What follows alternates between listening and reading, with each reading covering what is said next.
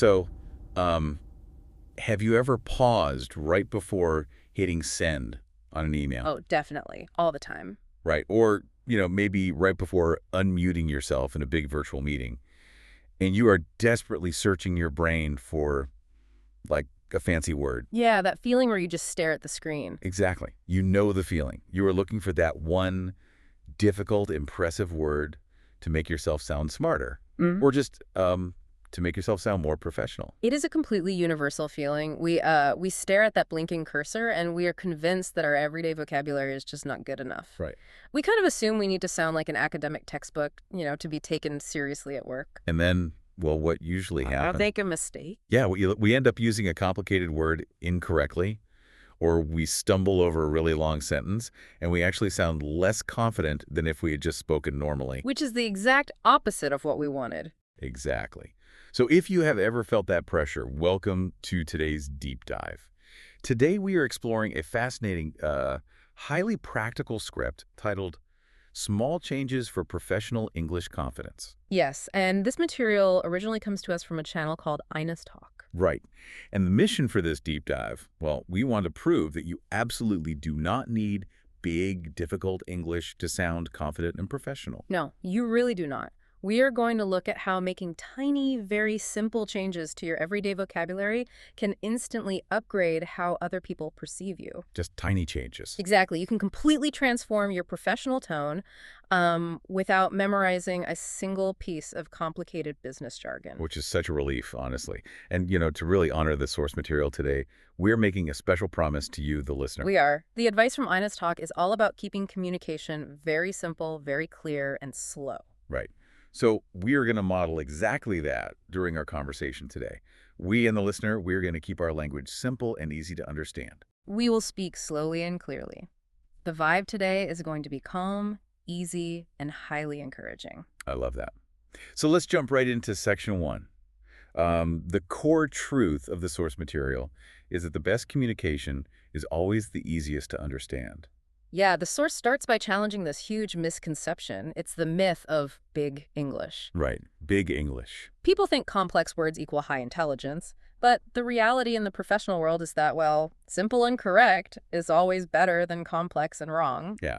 Simple and correct always wins. I mean, trying to use difficult words often just leads to mistakes. And people notice those mistakes. They really do. It reminds me of wearing shoes that are 3 sizes too big. Oh, that's a good comparison. Like, maybe you wear them just because they look expensive or fancy. They might look great sitting on the shelf, but when you actually try to walk in them, you stumble. You trip over your own feet. Exactly. It is much better to just wear simple shoes that fit perfectly. That is such a clear way to picture it. Why does this matter so much? Because communication isn't just about the dictionary definitions of the words. Right. As the source notes, people don't only listen to your words, they feel your tone. You feel it. That is so important. Yeah, and your word choices decide that tone. The goal of communication is to express yourself clearly, not to impress people. Express, not impress. Exactly. True confidence comes from clear expression, not from, trying to use a dictionary's worth of jargon. Okay, so if we agree that simple is better, how do we fix the simple, everyday phrases that might be sending the wrong tone? That is the next step. Because, basic lines aren't necessarily wrong, grammatically speaking, but they can often sound weak or rude or just kind of harsh. Yes. The hosts of Ayna's Talk walk us through 5 specific upgrades. Let's look at the first one, which is all about responsibility. Okay. The first upgrade is changing the phrase, I don't know, to I'll check and let you know. I'll check and let you know. Oh, wow. I mean, the meaning is exactly the same, right? You still don't have the answer. Right, but the second version transforms you completely. You stop sounding weak and helpless, and you start sounding responsible. You sound like you are taking action. Exactly. You own the problem. Upgrade number 2 is about politeness.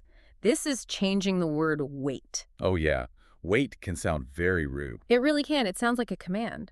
The source suggests changing wait to just a moment, please. Okay, hold on. Wait a second. Yes. I have to pause here because some of these better versions are actually longer. Just a moment, please, is 4 words. Doesn't adding more words make it more complicated? I thought we wanted simple English. That is a great point. But we need to clarify what simple really means here. Simple doesn't necessarily mean using the fewest words possible. It doesn't. No, it means using the most polite, effective, and easily understood phrasing. Oh, I see. Adding the word please, or a phrase like I would like, softens the delivery. It makes the conversation emotionally simple. There is less friction. Less friction. That makes a lot of sense. So fewer words can actually cause more stress if they are harsh. Exactly. Which brings us to upgrade number 3, which is all about softening. When you do not understand something, just saying what can be very harsh. It feels aggressive, honestly, Yep. like an attack. It does. The better options are, can you repeat that, please? Or can you explain that again? Can you explain that again? It takes the pressure off the other person. Yes, it is so much more polite. Now, upgrade number 4 is about professionalism. We often just say, I want this. Very direct. I want this. Too direct. Changing it to, I would like this, is softer and much more professional. I would like this. Yeah, that sounds like someone you want to work with. It's calm. Right. And finally, upgrade number 5. This is about de-escalating conflict. Oh, conflict is tough. It is. The source calls this the most dangerous phrase you can use. You are wrong. Oh, wow. Yeah, saying you are wrong is a guaranteed way to start an argument. It absolutely is. It creates instant conflict. People put their defenses up immediately. Because it feels like an attack on them personally. Exactly. So the genius alternatives here are, I see it differently, or I think we can look at it another way. I see it differently. That is so respectful. It really is. It shifts the tone from being aggressive to being collaborative. You are sharing a perspective, not judging theirs. That is such a valuable upgrade. Okay, so now that we understand these 5 basic upgrades, how do we apply this mindset directly to the workplace? Well, the source gives us some really specific, high-stakes professional situations to look at. Let's hear them. Let's start with being in a meeting. Say you are looking at a project and there are mistakes. Instead of the negative, this is bad. Which again, hurts people's feelings. Right. Instead, you use the constructive approach. I think we can improve this. I think we can improve this. It is so forward-looking, it gives hope. Yes. Next situation. Giving updates. Often people just say a very abrupt, I finished. Yeah, finished. It Yeah. sounds almost childish, doesn't it? A bit, yes. Instead, try the polished version. I have completed the task. I have completed the task. That sounds incredibly professional. Very capable. It does, and the last scenario is asking for help. We tend to just say the demanding, help me. Help me. Yeah, it's basically an order. Right, and people don't like taking orders, so the upgrade is, can you help me with this, please? Can you help me with this, please? You are asking, not telling. Exactly. You are giving them the choice to help, which makes them want to help you more. This is so practical.